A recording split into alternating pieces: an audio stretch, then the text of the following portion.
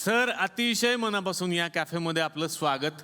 आणि मी असं ऐकलंय की तुम्ही आमचा कार्यक्रम बघता सर. बघतो म्हणजे मी तुम्हाला डायलॉग सांगू शकतो. पहिला लय भारी जो तुमचा आधी पहिलं प्रमोशन झालं तेव्हा तुमचा कार्यक्रम सुरू झाला आणि आतापर्यंतचे म्हणजे कालपर्यंतचे मी सगळे कार्यक्रम तुम्हाला सांगू शकतो. क्या बात है, क्या बात है. म्हणजे मी तुम्हाला सांगतो, जर बाळासाहेब असते तर या मंचावर येऊन त्यांनी तुमची पाठ थोपटली असते. क्या बात है सर. म्हणजे बाळासाहेबांना अशा प्रकारचा उत्स्फूर्त विनोद, स्वतः ते व्यंगचित्रकार होते, स्वतः त्यांच्यामध्ये एक प्रचंड असं हजरजबाबीपणा होता आणि त्यांना अशा प्रकारचं लिखाण, अशा प्रकारचं ॲक्ट फार आनंद घ्यायचे ते आणि त्यांना कार्यक्रम खूप आवडला असता. साहेबांबद्दलची तुमची आत्मीयता या सिनेमाच्या माध्यमातून सगळ्यांच्या समोर येणार आहे. तुम्हाला ही कल्पना कधी डोक्यामध्ये आली की आपण हा सिनेमा तयार करू शकतो? मी बाळासाहेबांबरोबर अनेक वर्ष काम केलं, म्हणजे सलग 25 वर्ष ते केलं, त्याच्या आधीही केलं.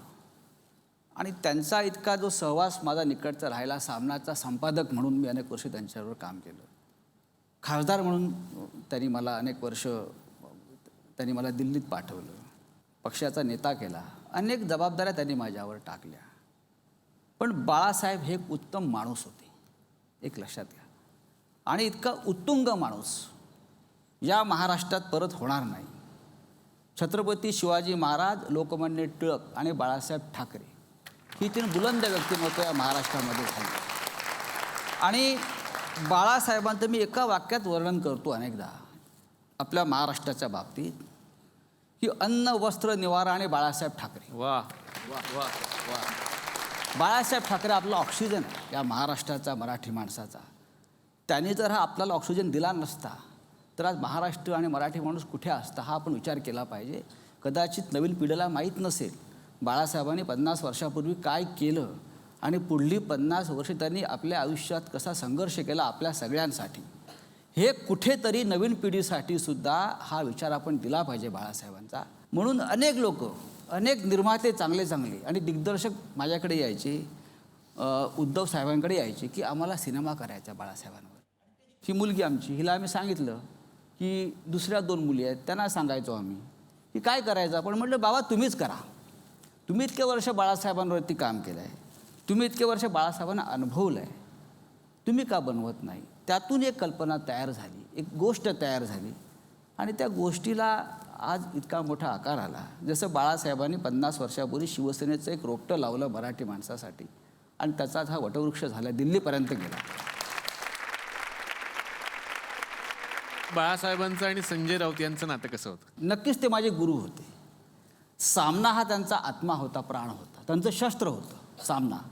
बाळासाहेबांचं सगळं राजकारण नंतरच्या काळामध्ये सामनाच्या माध्यमातून झालं आणि त्या सामनासारख्या एका बुलंद वृत्तपत्राचं त्यांनी मला संपादक केला. वा.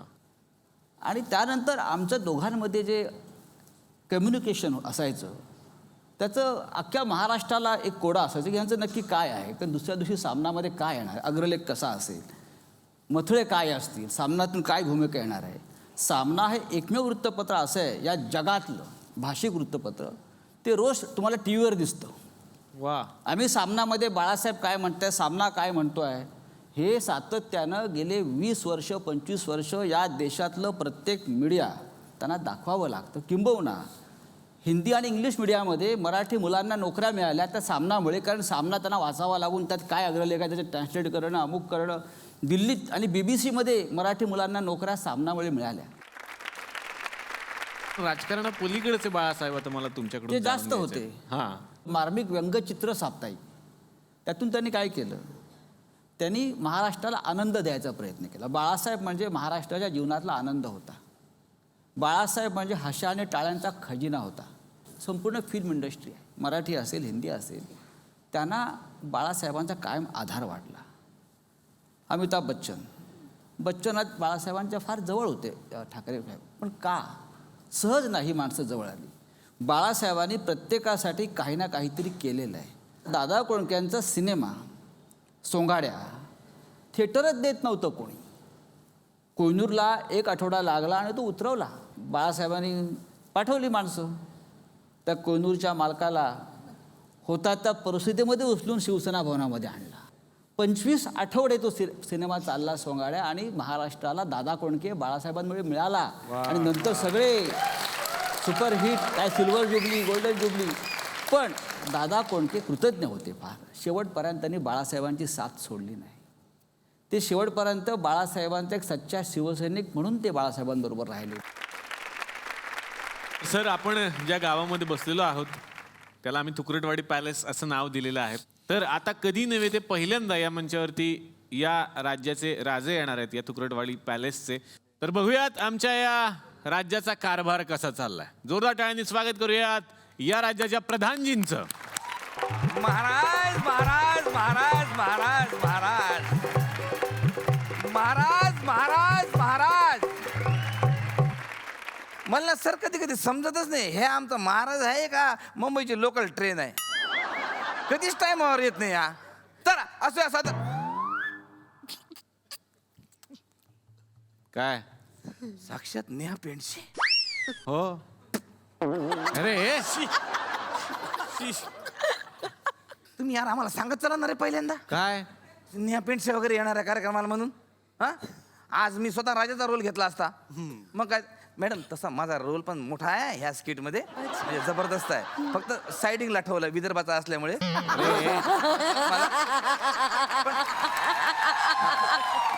पण डायलॉग माझेच जास्त आहे मॅडम. जबरदस्त आहे हा. आता स्किट मध्ये लक्ष द्या, बाज झाला आता. अरे ती मला लाईन द्यायला तयार आणि तुझा काय प्रॉब्लेम आहे रे? अरे मी ज्या लाईन लिहून दिल्या त्या कधीतरी घ्या ना. मनाच्या किती घ्याल?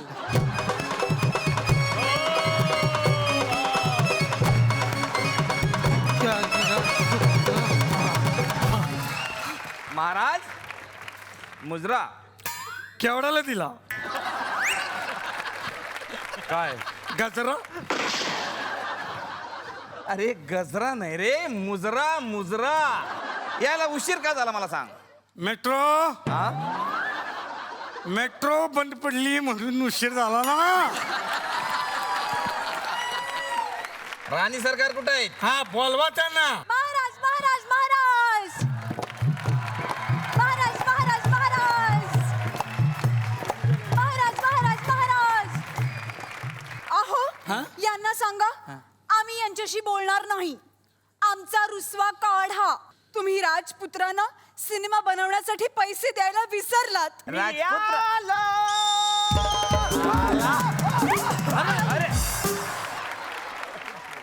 मी पडलो डॅडी. हा, काय रे बेटा?